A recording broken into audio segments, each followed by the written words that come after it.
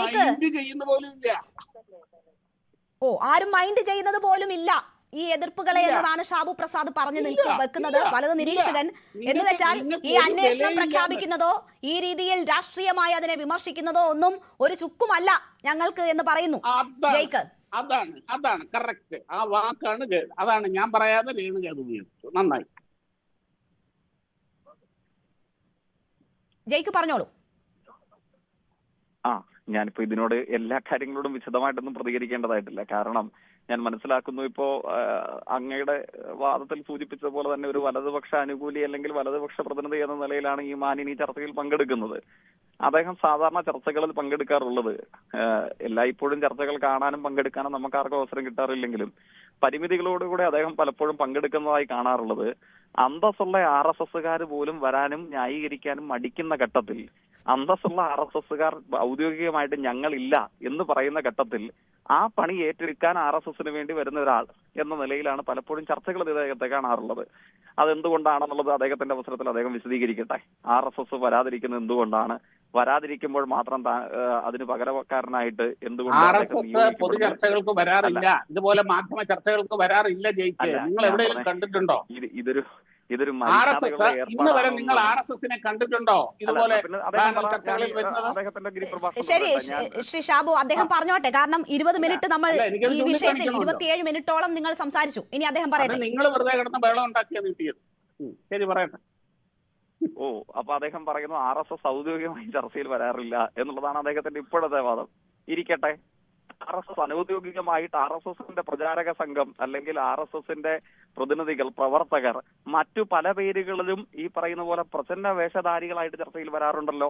ഇപ്പോ കേരളത്തിലെ BJPയുടെ സംസ്ഥാന അധ്യക്ഷൻ, അതിന്റെ സംസ്ഥാന നേതൃത്വത്തിൽ പ്രവർത്തിക്കുന്നയാൾ, അപ്പൊ അവരൊക്കെ ചർച്ചയിൽ വരുമ്പോൾ അവർക്ക് നാണക്കേടായതുകൊണ്ടാണോ RSS എന്ന് പറയാത്തത്? അത് RSS വരാൻ മടിക്കുന്ന ചർച്ചയിൽ പകരം വിടാറില്ല. അദ്ദേഹം തന്നെ വിശദീകരിക്കട്ടെ. എന്തുകൊണ്ടാണ് BJPയുടെ സംസ്ഥാന നേതൃപദവി അലങ്കരിക്കുന്ന ആളുകൾ മുതൽ താഴെ നിലവാരത്തിലുള്ള ആളുകൾ വരെ സംഘപരിവാരത്തെ പ്രതികരിച്ച് ചർച്ചയിൽ പങ്കെടുക്കുമ്പോൾ അവർ പ്രവർത്തകരും പ്രചാരകരുമായിട്ടും RSS എന്ന് എന്തുകൊണ്ട് മിണ്ടുന്നില്ല? അത് അത്രമേൽ നാണം കെട്ട പദമാണോ? അതോ അത്രമേൽ അന്തസ് കെട്ട സാമൂഹ്യ ബഹിഷ്കരണം ഉണ്ടാകാൻ സാധ്യതയുള്ള, അന്തസ്സുള്ള മലയാളിയുടെ ഏഴയിൽ തടിപ്പിക്കാൻ കൊള്ളത്തില്ല എന്ന് ഉറപ്പുവരുത്താൻ സാധ്യതയുള്ള ഒരു പദമാണോ, നിർവചനമാണോ എന്നുള്ളത് അദ്ദേഹത്തിന്റെ അവസരത്തിൽ അദ്ദേഹം വിശദീകരിക്കട്ടെ. പിന്നെ അദ്ദേഹം പറയുന്നു ഇത് ബൈ ബർത്ത് കിട്ടിയതാണ് എന്ന്. അതെങ്ങനെയാണ് ബൈ ബർത്ത് കിട്ടുന്നത്? കേരളത്തിലെ മഹാഭൂരിപക്ഷ ആളുകൾക്കും ബൈ ബർത്ത് അങ്ങനെ കിട്ടുന്നില്ലല്ലോ, അല്ലെങ്കിൽ ഇന്ത്യയിലെ മഹാഭൂരിപക്ഷ ആളുകൾക്കും ബൈ ബർത്ത് അങ്ങനെ കിട്ടുന്നില്ലല്ലോ. ഒരു സ്കൂൾ യൂണിഫോം ഇട്ട് നമ്മുടെ നാട്ടിൽ സ്കൂളിലൊക്കെ പോയി തുടങ്ങുന്ന കുട്ടിയോട് ഒരു പാട്ട് പാടാൻ പറയുമ്പോൾ അവരെല്ലാവരും പാടുന്ന പാട്ട് അതല്ലല്ലോ. അതെങ്ങനെയാണ് ബൈ ബർത്ത് കിട്ടുന്നതെന്ന് അദ്ദേഹം അവകാശപ്പെടുന്നത്? അപ്പൊ അതെങ്ങനെ ബൈ ബർത്താണോ ബൈ ബർത്ത് അല്ലയോ? അതോ ആരെങ്കിലും അടിച്ചേൽപ്പിച്ചതാണോ? അതോ വിഷം നാവിൽ പുരട്ടി വെച്ചിട്ട് ഇത് പാടിയാൽ മതി എന്ന് പറയിപ്പിച്ച് പാടിപ്പിച്ചതാണോ? അതറിയാൻ വേണ്ടിയിട്ടാണ് ബഹുമാനായ ഷാബു പ്രസാദ്, നമ്മുടെ കേരളത്തിലെ സംസ്ഥാന ഗവൺമെന്റ് അതിന്റെ പൊതുവിദ്യാഭ്യാസ വകുപ്പ് ഒരു അന്വേഷണത്തിന് ഉത്തരവിട്ടിട്ടുണ്ട്.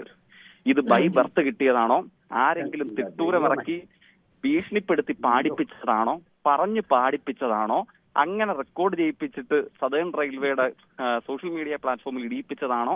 അതിനെക്കുറിച്ച് അന്വേഷണം നടക്കും. അന്വേഷണം നടക്കുമെന്ന് മാത്രമല്ല, ബൈ ബർത്ത് അല്ലാതെ വിഷം നാവിൽ തിരികെ കയറ്റിയ ഒരു നിലവാരമില്ലാത്ത ഏർപ്പാടാണ് വന്ദേ ഭാരത് എക്സ്പ്രസിന്റെ ഈ ഔദ്യോഗിക പരിപാടിയോടനുബന്ധിച്ച് നടത്തിയതെങ്കിൽ ആ കാര്യത്തിലെ കുറ്റക്കാർക്കെതിരെ കേരളം നടപടി സ്വീകരിക്കും. കേരളത്തിന്റെ അന്തസ്സുള്ള ഹിന്ദു മുസ്ലിം ഭേദമില്ലാതെ മതവിശ്വാസികൾ, മതനിരപേക്ഷ അങ്ങനെ ഇടപെടല്ലേ? അങ്ങയുടെ അവസരത്തിൽ അങ്ങ് പറയുന്ന പല കാര്യങ്ങളോടും വിയോജിപ്പോടെ കൂടെ കേട്ടിരുന്നവരല്ലേ നമ്മളെല്ലാവരും. അപ്പോ ആ കാര്യത്തിൽ കേരളത്തിന്റെ പൊതുവിദ്യാഭ്യാസ വകുപ്പ് അന്വേഷണം നടത്തും. ആ അന്വേഷണം നടത്തിയിട്ട് ബൈ ബർത്ത് അല്ലാതെ കിട്ടിയിട്ടുള്ളതാണ് ഈ വിഷമെങ്കിൽ ആ വിഷം ആര് തിരികെ കയറ്റി, ആ വിഷം ആര് നാവിൽ പുരട്ടിക്കൊടുത്തു, ആ വിഷം ആര് ചിത്രീകരിച്ചു, ആ വിഷം ആര് ഈ അടിസ്ഥാനത്തിൽ പ്രചരിപ്പിക്കാൻ നേതൃത്വമായി, അവരെയൊക്കെ നമുക്ക് നടപടിക്ക് വിധേയമാക്കേണ്ടതായിട്ട് വരും. അത് കേരളത്തിന്റെ അന്തസ്സുള്ള ഹിന്ദുമത വിശ്വാസികളും ക്രിസ്തു മുസ്ലാം ഭേദമില്ലാതെ, കേരളത്തിന്റെ വിശ്വാസി അവിശ്വാസി വ്യത്യാസമില്ലാതെ കേരളത്തിന്റെ സെക്യുലർ ഫാബ്രിക്, നമ്മുടെ മതനിരപേക്ഷ ചേരി ഒന്നടങ്കം ആ നടപടിയെ പിന്തുണയ്ക്കും. പിന്നെ അദ്ദേഹം തന്നെ പറയുന്നു ഇത് പിതൃശൂന്യമായ ഒരു പാട്ടാണ് എന്നുള്ളത്. ആരെഴുതിയെന്ന് അവർക്ക് പോലും അറിയില്ല. പക്ഷെ ഇത് ഒന്നാം തരം ദേശഭക്തി ഗാനമാണ്. ടാഗോർ എഴുതിയ ദേശഭക്തി ഗാനങ്ങളെക്കാൾ മുകളിലാണത്രേ ഈ ഗാനം എന്ന നിലയിലാണ് അദ്ദേഹം പ്രചരിപ്പിക്കാൻ ശ്രമിക്കുന്നത്. അത്ഭുതമില്ല. കാരണം സമീപത്ത് അദ്ദേഹം രഹസ്യമായി പിന്തുണയ്ക്കാൻ സാധ്യതയുള്ള BJPയുടെ അഖിലേന്ത്യാ അടിസ്ഥാനത്തിലുള്ള നേതാവാണ് പറഞ്ഞത് ഇതേതോ വിദേശീയ വേണ്ടി ടാഗോർ രചിച്ചതാണ്. പിതൃതുല്യ പദവി അലങ്കരിക്കുന്ന ആളുകൾ എഴുതിയ ദേശീയ ഗാനത്തെ അപഹസിക്കുന്നവർ പിതൃശൂന്യമായ ഒരു പാട്ടിനെ എടുത്തു വെച്ചിട്ട് ആരാധിക്കുകയാണ്. അവർ ആരാധിച്ചോട്ടെ. പിതൃശൂന്യമോ മാതൃശൂന്യമായ ഏതെങ്കിലും ഒരു പാട്ടെടുത്ത് വെച്ച് ആരാധിക്കാനുള്ള ഔദ്യോഗികമോ അനൌദ്യോഗികവുമായിട്ടുള്ള സംഘപരിവാർ പ്രചാരകരുടെ അവകാശത്തെ നമ്മളാരും ഹനിക്കില്ല. നിങ്ങൾ ആരാധിക്കുകയോ തലയിൽ കൊണ്ടു നടക്കുകയോ നിങ്ങൾ അനിതര സാധാരണമായി അതിനെ പുൽകുകയോ എന്തും ചെയ്യാം. അത് നിങ്ങളുടെ സ്വാതന്ത്ര്യം. അത് എടുത്തു വെച്ചിട്ട് നമ്മുടെ നാട്ടിലെ എല്ലാ വിഭാഗത്തിൽപ്പെടുന്നവരുടെയും വിയർപ്പ് കൊണ്ട് നടത്തപ്പെടുന്ന ഒരു സർക്കാർ പരിപാടിയുടെ ഭാഗമായിട്ട് അതിന്റെ വിയർപ്പ് കൊണ്ട് മാറ്റപ്പെടുന്ന ഒരു സദനം പൊതുമേഖലാ സാമൂഹ്യ മാധ്യമ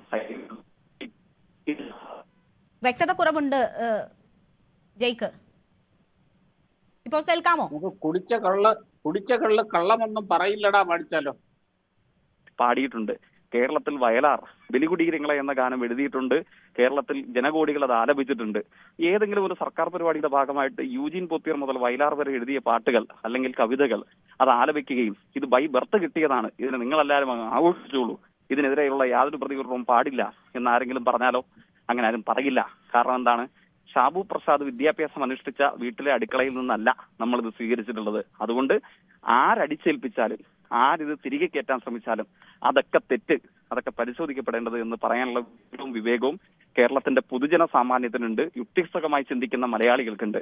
അതുകൊണ്ട് അവരുടെ മുമ്പിൽ ദയവ് ചെയ്ത് കോമാളിയാകാൻ നിൽക്കല് എന്നുള്ളതാണ് ഈ കാര്യത്തിലുള്ള ന്യായീകരണ തൊഴിലാളിയായി വരുന്ന ആളുകളോടുള്ള നമ്മളുടെ ഒരു അപേക്ഷ, അഭ്യർത്ഥന. ശരി, തുടരുക ജയ്ക്ക്. ഞാൻ രണ്ടാം ഘട്ടത്തിൽ താങ്കളിലേക്ക് എത്താം.